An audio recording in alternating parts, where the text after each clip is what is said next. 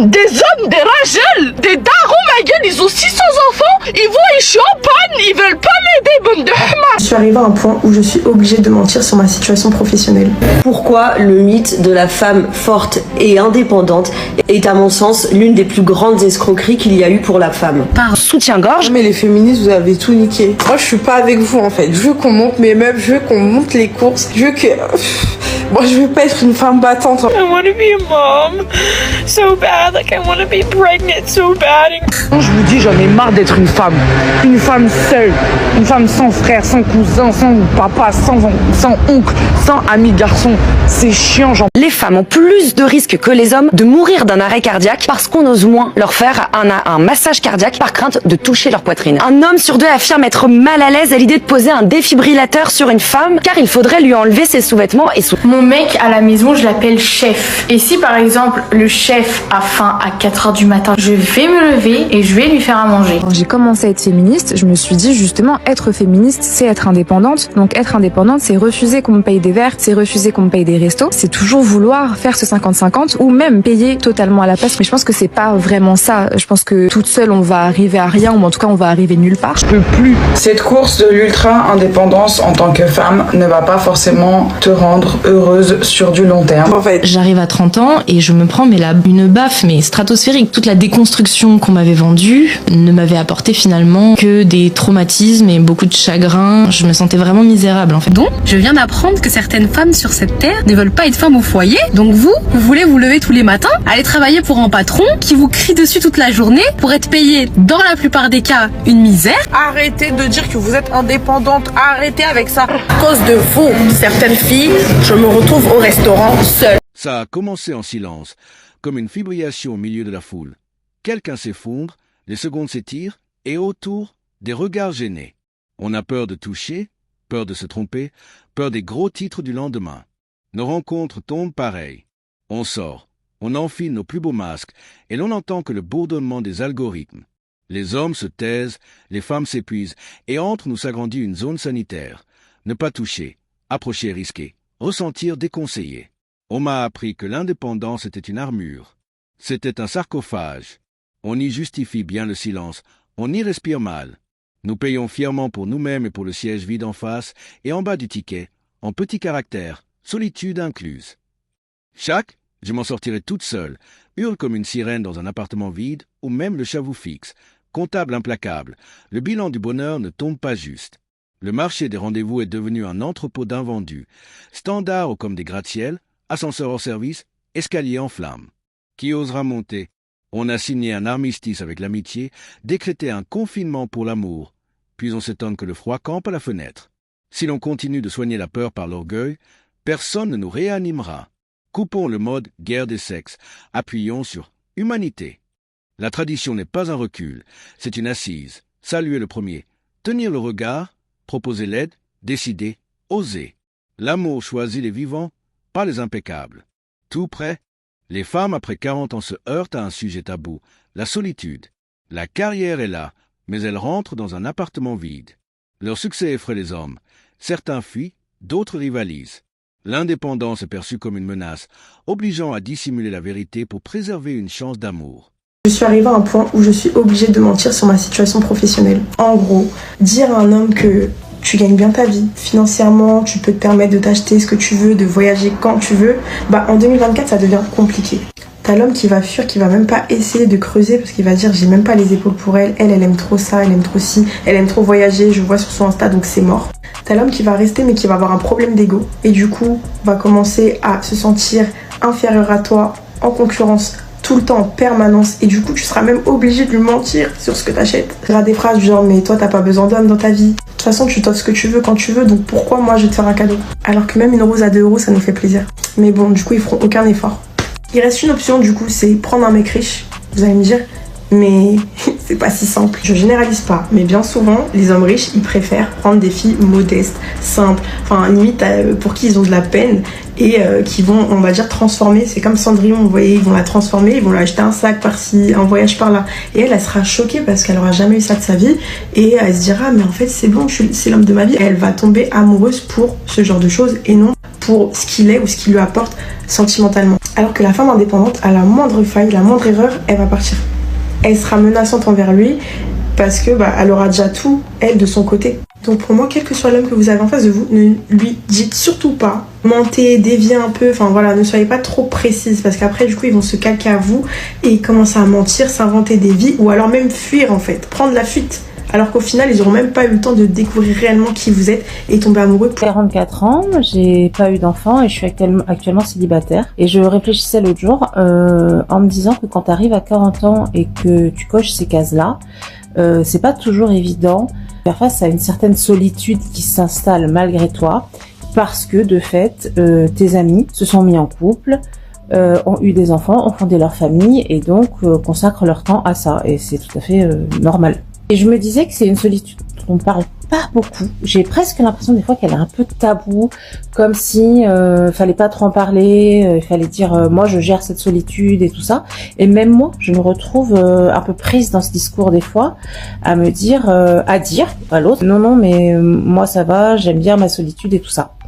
Et quand bien même c'est vrai, ça n'empêche que inévitablement ce statut d'être seul, sans enfant et sans conjoint ou conjointe amène à se poser une question sur quel virage on a loupé pour se retrouver à cet âge-là sans môme et sans amoureux ou sans amoureuse.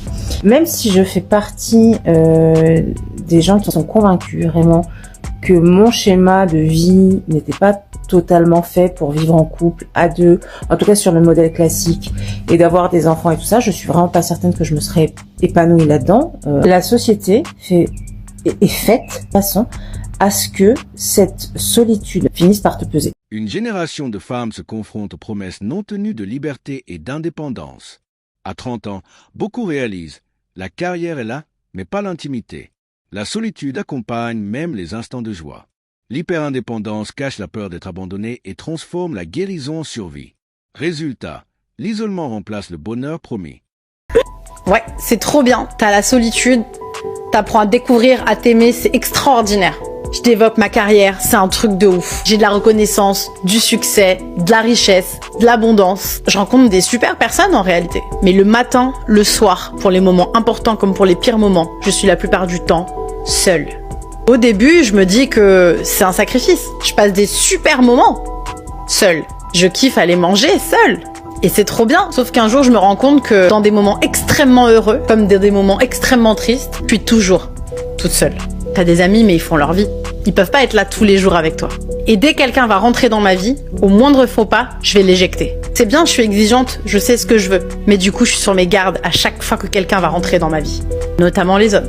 Et là, je comprends que je suis dans l'hyper-indépendance. En fait, je suis simplement en train d'avoir un comportement absolument opposé à la dépendance affective, mais qui est basé sur les mêmes traumatismes. J'ai peur d'être abandonnée, d'être seule, donc je vais vers des relations qui vont combler ce manque. J'ai peur de perdre le contrôle et la paix que je suis en train de vivre, donc je glorifie ma solitude et je fais bien comprendre que je n'ai besoin de personne. Et les gens prennent beaucoup moins de tes nouvelles parce qu'ils se disent « Oh, mais ça va, elle gère. » Non, elle gère pas. Elle est passée du mode guérison au mode sur. J'ai 29 ans et je me rends compte qu'en fait, je ne génère pas de désir chez les hommes. Or, je suis quand même une femme, j'ai envie d'avoir des enfants, j'ai envie d'avoir une vie de famille. Et en fait, j'arrive à 30 ans et je me prends une baffe, mais stratosphérique. Toute la déconstruction qu'on m'avait vendue ne m'avait apporté finalement que des traumatismes et beaucoup de chagrin et enfin, je me sentais vraiment misérable en fait. Faut aussi savoir que j'ai avorté quand j'avais 23 ans. Et j'ai mis 2 ans et demi, voire 3 ans, à me remettre de ma dépression post-avortement. Chose qu'on m'avait pas du tout prévenue, parce que moi j'ai grandi dans les milieux féminismes où on me disait oui, t'es enceinte, prends des médocs, va à l'hôpital, demain c'est fini, c'est bon, ton corps, ton choix. Et en fait j'avais pas du tout compris l'implication physique, émotionnelle, tout en fait qui allait avec. Et j'avais des amis qui le vivaient très bien, mais moi personnellement je l'ai très très mal vécu, j'en ai fait des cauchemars pendant des années. Et je me sens profondément seule. Les personnes qui s'occupent de moi ou qui me soutiennent physiquement, je veux dire. J'ai personne avec qui m'endormir le soir et me réveiller le matin. ChatGPT. Les relations modernes traversent une crise. Soumission et confiance sont déformées, l'amour devient lutte des sexes. Algorithmes et réseaux amplifient le chaos, la solitude grandit. Les femmes cherchent un appui, les hommes craignent l'initiative. Problématique, la perte de sincérité et d'humanité indispensable pour recréer des liens authentiques. Les femmes ont plus de risques que les hommes de mourir d'un arrêt cardiaque parce qu'on ose moins leur faire un massage cardiaque par crainte de toucher leur poitrine. Un homme sur deux affirme être mal à l'aise à l'idée de poser un défibrillateur sur une femme car il faudrait lui enlever ses sous-vêtements et son soutien-gorge. Un tiers des hommes ont évoqué une autre peur, celle d'être accusés de gestes inappropriés. 68% des hommes qui ont eu un arrêt cardiaque en public ont été réanimés, contre 61% des femmes, résultat d'une autre étude qu'Adèle m'a transmise.